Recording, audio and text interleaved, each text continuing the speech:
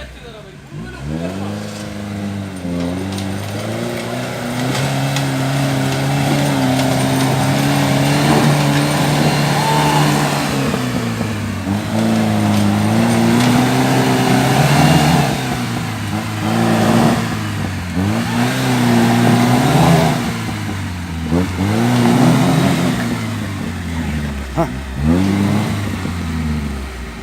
Çek, geri çek.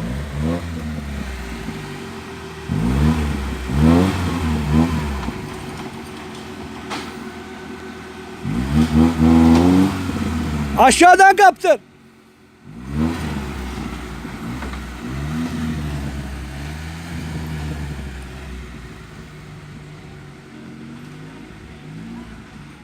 Bak yoldan çıkmış başka yere gitmiş. Sen insan değilsin ya. Ya orada ne işin var ya?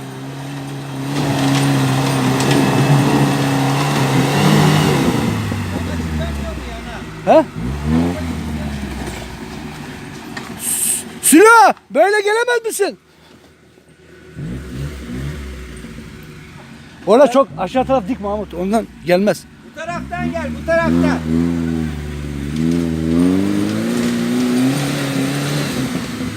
Ortadan, ortadan.